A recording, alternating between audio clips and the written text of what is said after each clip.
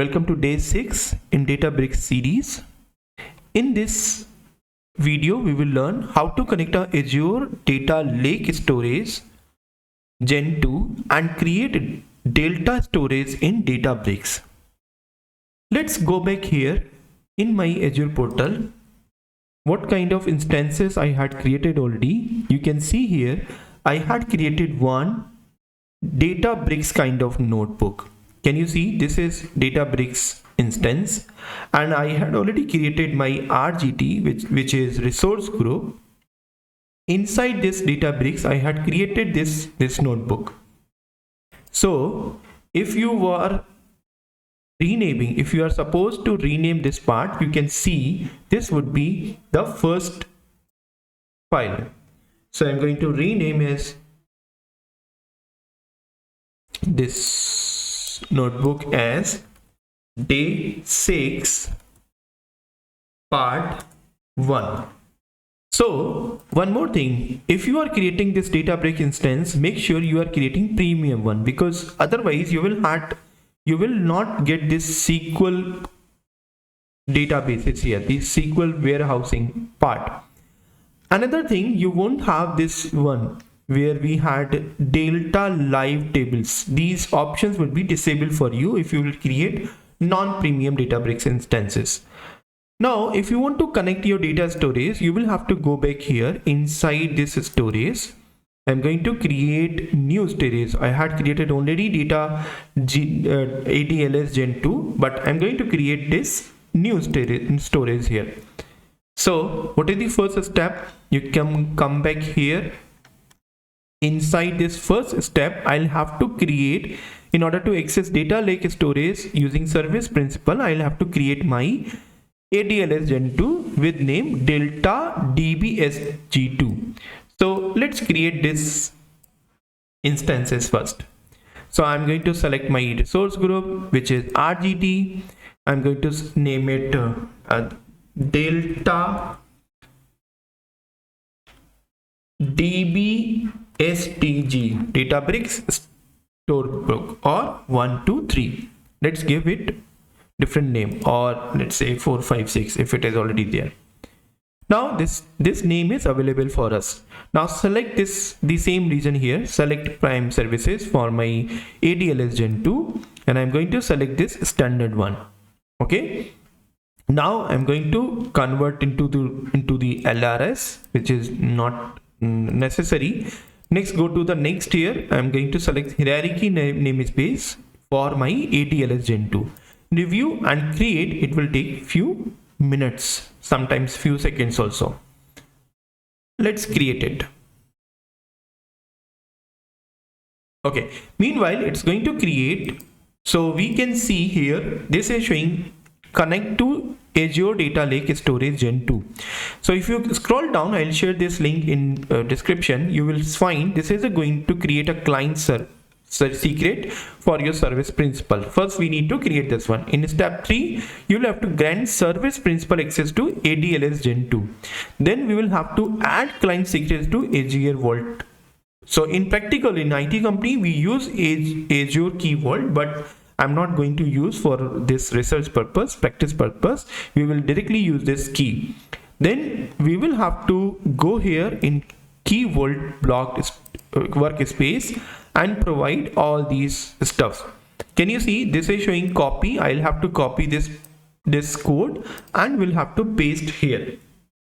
Okay, before this, if you click on this compute, press CURT and compute, it will open a new tab where we had everything in running situation.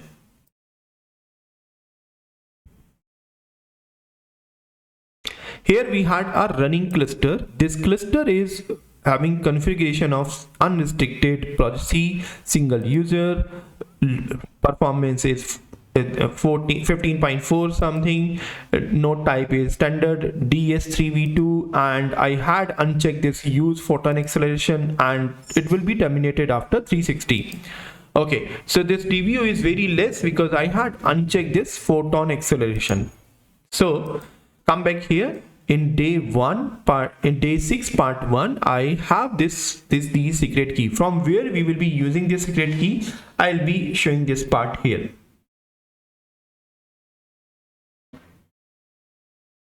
Okay, first and foremost, I'll have to click on this delta db stg 123456. Inside this, I'll have to create some container. So I'm going to create a container. What is the name of this container?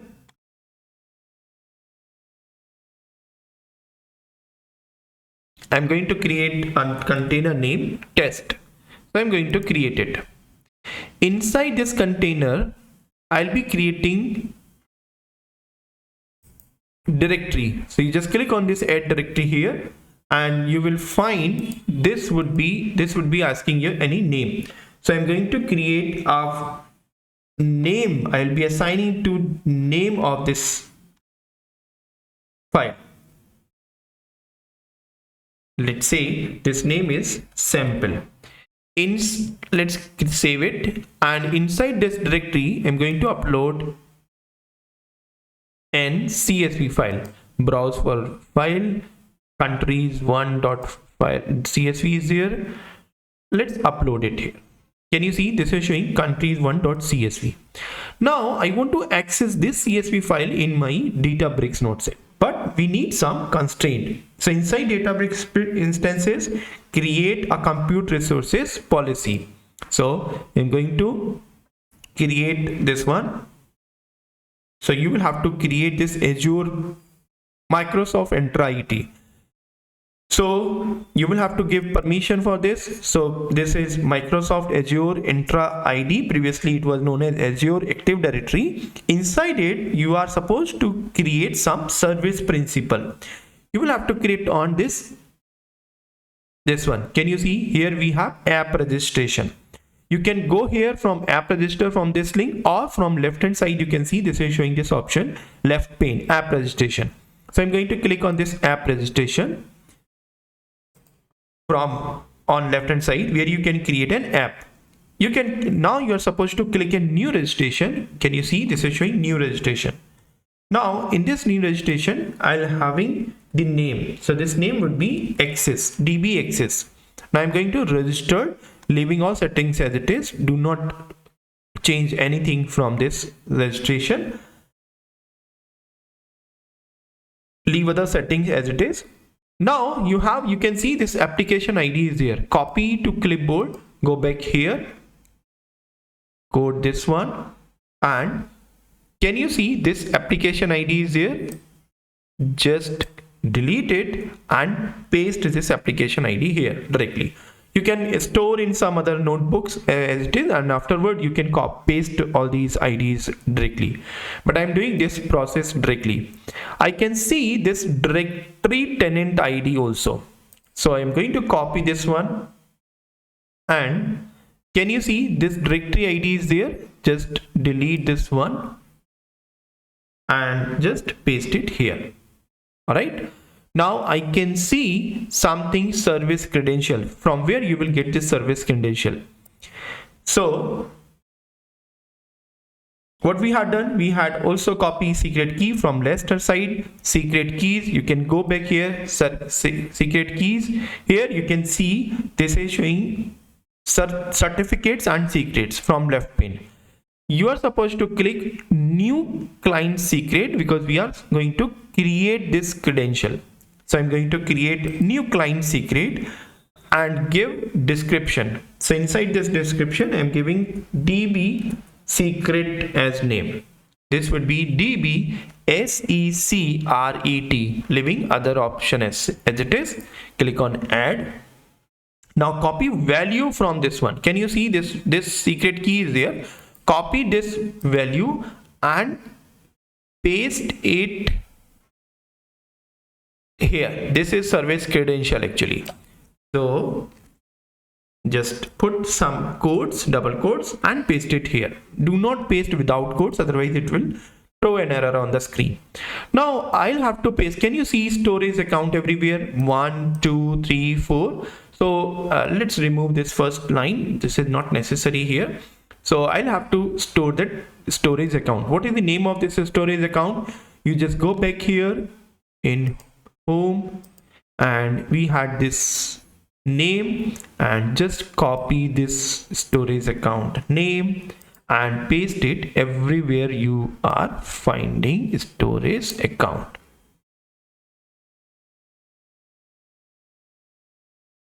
Okay, so I'm going to pause this video so that we can paste everywhere. All right, I have pasted all these storage account everywhere, and now you can see it's showing perfectly fine. Now let's create one code, and I'm just writing something print, and let's say printing any name, and let's run in order to connect compute resource, which is automatically connected to your recent compute resources. Okay, if it is connecting, then it will print your message, otherwise it will throw an error.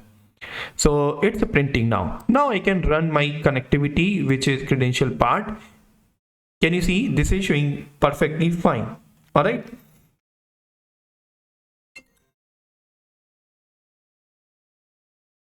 Now what will happen if you will access this file directly? It will throw an error. So what you will have to do? You will have to provide credentials. Now I'll have to give permission to my ADLS Gen2. For this, I'll have to go back to my ADLS Gen2. In this ADLS Gen2 instances in Azure portal, I'll have to go to access control. Can you see this is showing access control IAM? Inside this access control, I'll have to give add role assignment. Inside this add role assignment, search for storage blob container. So I'll be searching for storage blob contributor. So it's loading. So you can see this would be our role definition is a collection of permission. So you can see this would be a permission. You can use built-in roles, or you can create your own custom roles as well. Okay. Can you see I just searched for storage blob contributor. It's showing allow for read, and just click on next. You will find this is selected role for storage blob data contributor. So I'm going to search for this one, and this is going to option this one. So now you can see this would be your storage blob contributor. You will have to select member, click on select member. Inside this select member, search for your search values. For example, DB access. Can you see this is showing DB access? I'm going to select member and select this DB access. Review and assign. So once you will review and assign, it will not throw an error because you have provided an connectivity. Now go back here inside this part. Inside this notebook, I'm going to create this one. So what is this? This is just credentials from ADLS Gen2. Comment this one. And what is this? I'm going to provide some read file in data frame, in the format of data frame. So what you will have to write? You will have to write df, create a variable, and inside this df you will just write spark. Through spark we will be accessing this one. Read dot, what is the format? You just go here and select the format. So what is the format of that file? This is CSV. Inside the CSV, I'm going to show some options. What kind of option we have? We want to make some header as true. So I'm going to provide header, comma, then I'm going to write TRUE, which is true here for my instances. I can click on this option here, click enter, and just click on this dot operator and just hit enter. Now I'm going to load this part. Inside this load, I'm going to provide this values. So what is this? ABFSS. This is first line, and then I'm going to provide test at the rate my database name. What is this database name? This is some storage account. So you can see delta courtesy, paste it here and paste it here as well. Inside this ADLS Gen2 we had test folder, and now we had DFS, and then I'm going to use core, then I'm having windows.net, and then what is the container name? This is sample, and inside the sample we had *.csv. all right, do we have anything left? If this is showing any type of error, it will throw an error. Let's connect this ADLS Gen2 and let's connect this file as well. If anything looks great, you will be connecting your CSV file which is stored in your ADLS Gen2. Let me show this container. Inside this container we had this test directory, inside this we had sample directory, and here we have countries1.csv file. Can you see this is showing perfectly fine? It just connected in 16 seconds. Now let's see what kind of content we had in this data frame. Display and df, if you can show everything. Can you see country, citizens, everything is showing here, which is perfectly connecting your credential with your ADLS. Make sure you have provided this connectivity so that you will have a storage block connector. This is role assignment part. If you skip this part, you won't able to connect this data part. Okay, so I'm going to create next part of this value. So what will I do? I'll go back here. Inside this, I'll click on workspace, click create, and going to create new notebook. And now inside this new notebook, allow me to rename it. This is day 6. This would be part 2. Now inside this, I'm going to provide all the credentials which we had done in part 1, because this is credential from ADLS Gen2. You will have to rename, you will have to perform same activity again and again. For this part, I'm going to create this test. I'm going to create a new directory here inside this sample, inside this test. I'm just add a new directory. What is the name of this directory? Let's create it as files, and I'm going to save it. Now here you can see files is there, and I'm going to upload some CSV file. Browse for files and schema management delta, open it and just upload. Now you can see this is showing in CSV format. This hands on showing using data lake we are unable to perform update operation. We will be showing this part, how we can perform this value. Let's go here inside this part. We can perform another issues also. Okay, now we can see there are certain drawbacks of ADLS. What are the drawbacks of ADLS? We will see this one. So allow me to write this one. This part is drawbacks of ADLS Gen2. This part, this hands-on will show how to handle drawbacks of ADLS. So first I'm going to create source value. Once I had connected, allow me to connect this one. I just copy from my part 1, and I'm going to create a source path. So inside this ADLS Gen2, what is the name of my ADLS Gen2? This is the correct name. I'll have to paste it here so that I do not have any typo here. Inside this dfs.core, and then here I'm going to create this source path. Now let's code it, and inside this I already have schema. I'm going to create this schema using this PySpark. Let's create it. So inside this PySquare SQL types, I'm going to export anything, and this is structured type. Schema 1 is my variable. Now let's code. So like education label, line, integer, string, just focus on this date inserted column. Now what is the ingredient here? Let's click on this CSV file, click on this edit, and you will find these column names are there: line number, employed, unemployed, industry, gender, date, and everything showing here. As we are same sequence, we are having same sequence in schema here.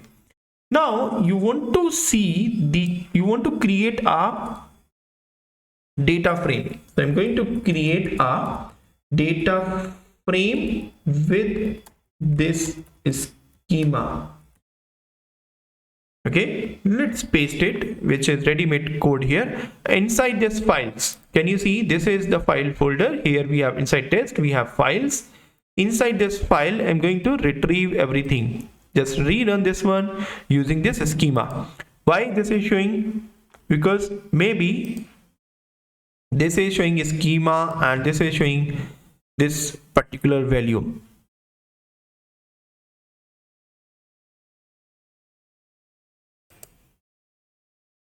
That error was just because of this default language. I just selected this default language as SQL and commented in SQL way. So now I just removed that this SQL from Python and just connected that SQL to SQL, and here I'm just creating this schema. Can you see this is successfully created? Now allow me to print this one, df dot print schema. So I'm just providing round parenthesis, just print this schema. You will find this is same as we had given here in this cell. Now go back inside this. I'm going to write this file in a Parquet format. So Parquet file. So I'm going to create this one and just create let's create first.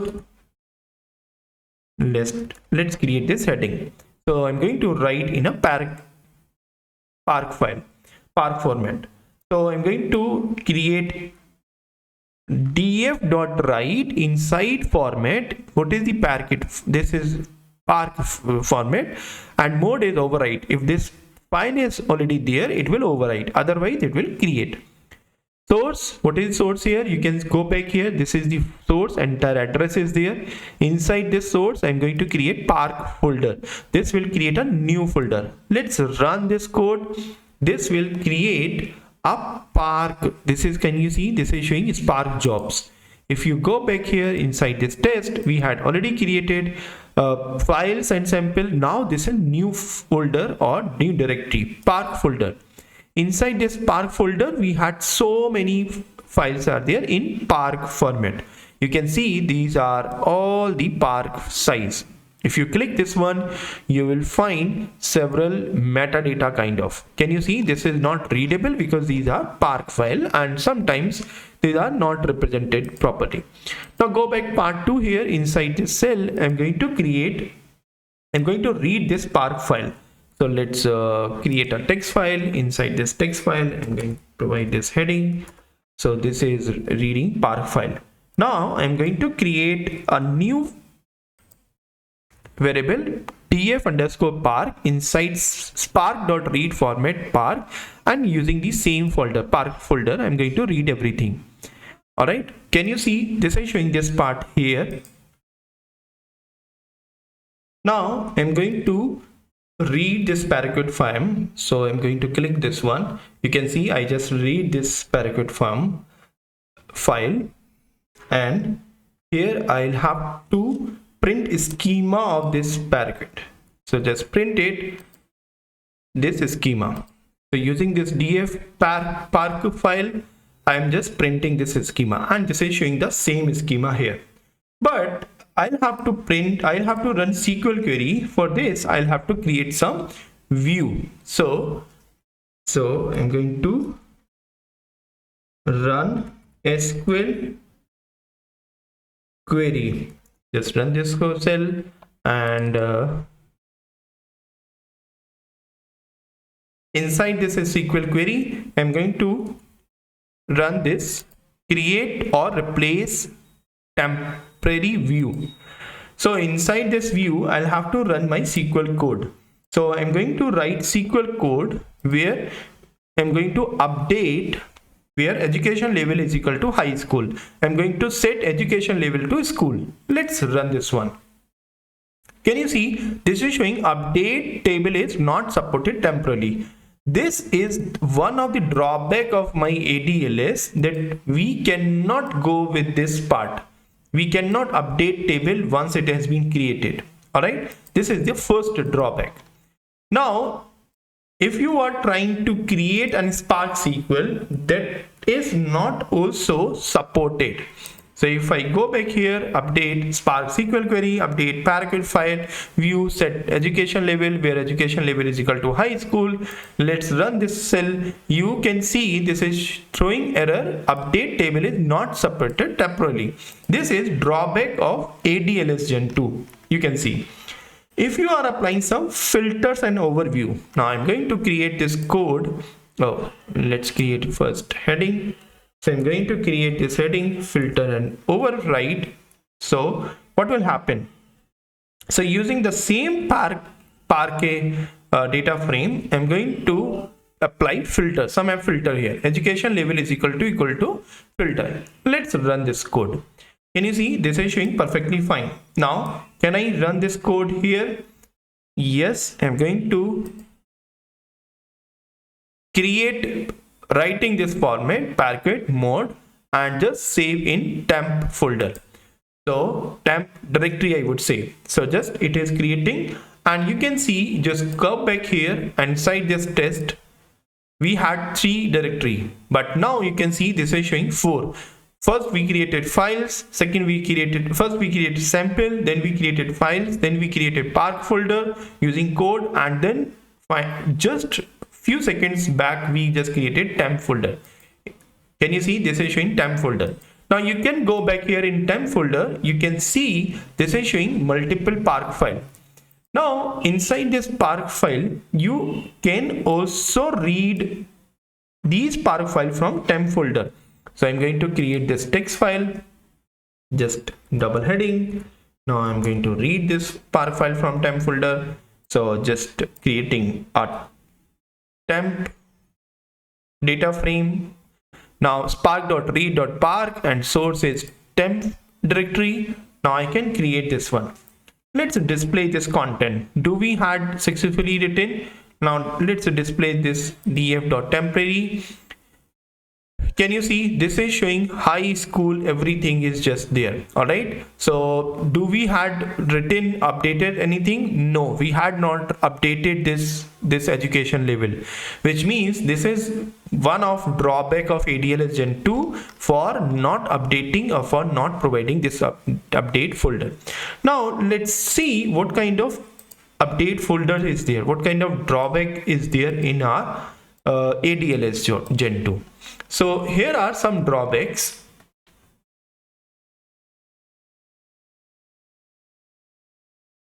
Drawback handle. So ADLF data warehouse can not handle data other than its structure serve for ML use cases. This is first drawback of database.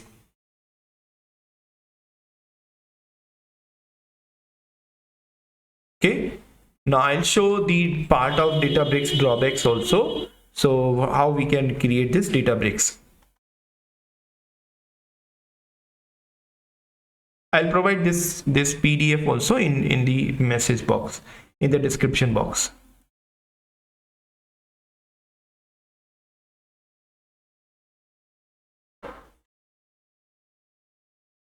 Okay.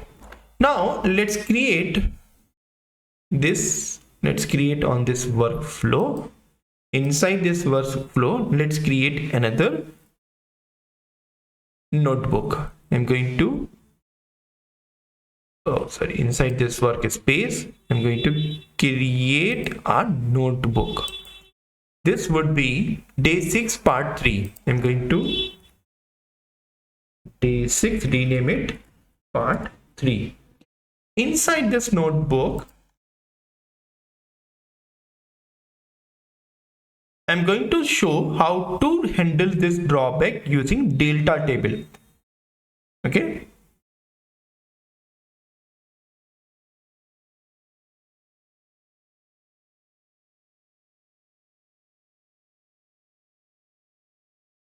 Okay, so first and foremost, I'll have to copy all the credentials here You can see these are all credentials from my ADLS Gen2. I'll have to paste it here in a first cell. And let's run so that we can connect compute resources from existing table. And using this source, I'm going to create this source as well. Okay. So I'm going to create this source. Okay, let's create this source from here. I'm going to create this source file as well. I'm going to create this source file, and let's create others also. I'm going to, and now I'm going to create other CSV files also. Now you can see I just pasted this file, everything here in my part 3, and now I can write this Park folder in overwrite format in Park folder. Now I'm going to run this code, and after this I'm going to read the overwritten file. Just click on this text and just going to read the overwritten file. Now for this, I'll have to load this file using Spark read format. So this is Spark overwritten file. This is the folder file, right? You can see this is showing everything here. And this is written overwritten file. Now you can run this file. This is Park folder. Once we have written this file, let's display this value. I'm going to display this value, and can you see this is showing Park overwritten value? Can you see this is everything showing here? Every column, every rows is showing here in this folder. Now we are supposed to create a data lake. Now I'm going to create a data lake using code. Okay, so I'm going to create this data lake using the df. So I'm just pasting this df.write.format.delta. This is not Park folder, this is delta format. Overwrite if it is already existing, and what is the name of that directory? Delta is the name of the directory. If you go back here inside this directory, you can see this is showing delta. Now inside this delta, you can see two things are showing here. First one is this one, this log, and second one is this one. Let's see what is this, what is the ingredient of this log. You can see two things are showing here. What is inside this log? Here we can see first is CSV, which is check some kind of value. Second is JSON file. If you open this JSON file and content of this JSON is something relevant to this one, can you see this is showing some kind of commit information, time spent, ID, metadata is also there, user ID is there, your email ID will be there, your options parameters, so many things are there according to your credentials and pathway. Now you can see this log values are showing according to your file, according to your versioning, because this data lake is also showing this versioning part, because whatever we have done, we cannot see previous version of it or previous format of it.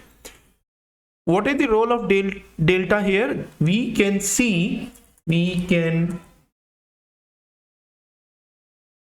roll back our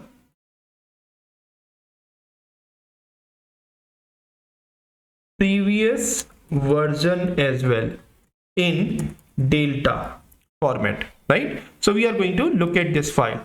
All right, so what will happen here? If you go back here in a delta, once we had created this one, you can see this is showing multiple files here. You will find all the logs, all the previous version here. This is your filled folder, which is currently recented here, and here you can see multiple files are showing here. All right, now you can read this files as well. Okay, So first I'll have to create a source. So I'm going to create a source in this file.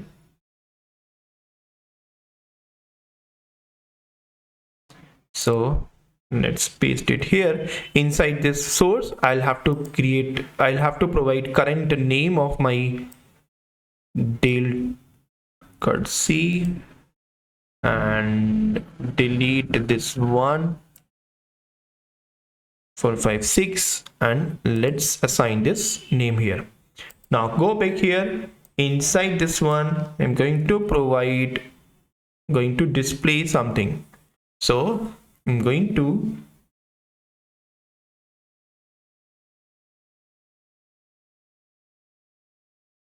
understand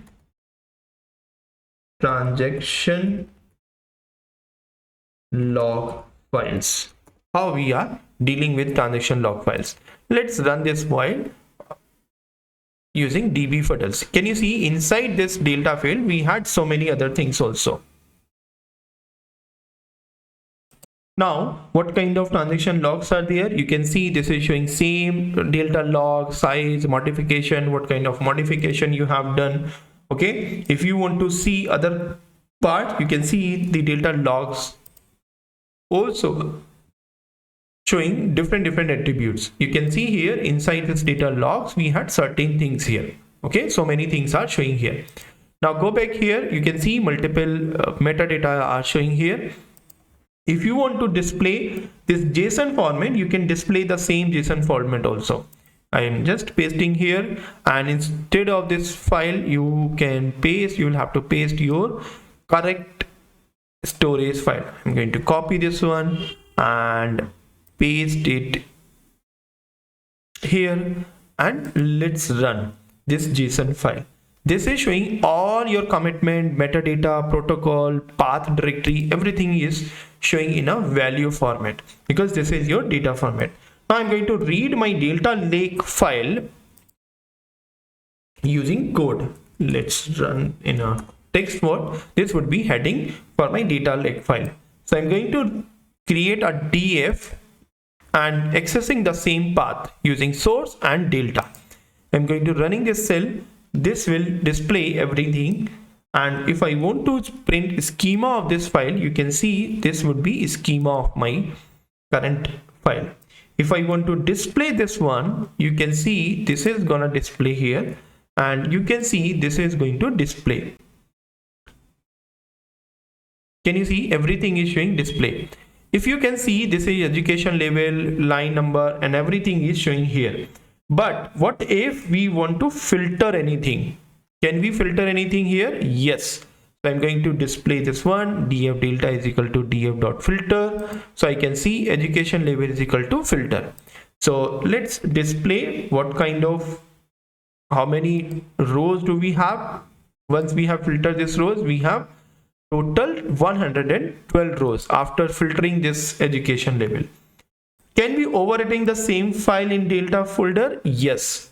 So let's write this code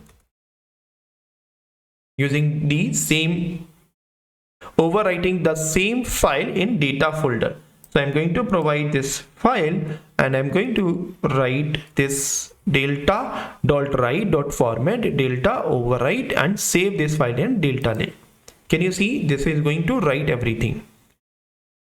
Okay.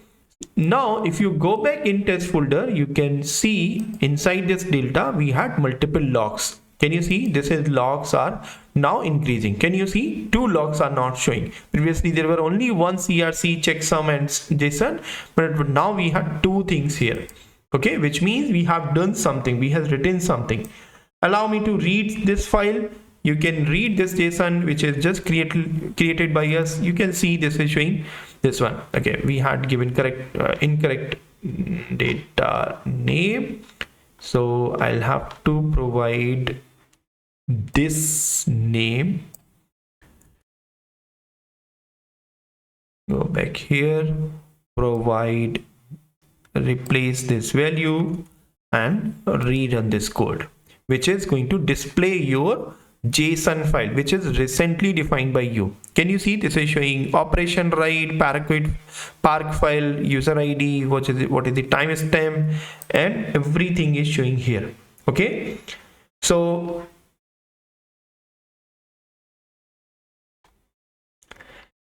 this is how you can create everything in a nutshell, in a delta cell. Okay, so thank you so much for joining here. What we have done, let's revise. So I would like to hear everyone's thought in a comment section. So if you can talk, if you can discuss, we can talk about any issue that have come up in the whole video. So first we had provided all the credentials from the user ID, application ID, and source code. Then we create a data frame. Then we just look at the display and print any particular file. Inside this part, I'm just creating everything using Parquet file, using JSON format, using delta. I just run query, try to update the cell. This is not going to update my data frame. This was the drawback of ADLS Gen2. And what kind of progress on our ongoing topic is file and overwrite. We just overwrite, filter everything, and just we can read this temporary folder as well, which is written in ADLS Gen2. We also look at the creation of our Data Lake folder and understood how transaction log files are working, what are the ingredients, what are the different file path informations are there. So this video will definitely build a cloud-based like scenario, real-time scenario, and leveraging out of the box functionality of your Databricks. Thank you for joining this video. We will see more concepts in next video. Thank you.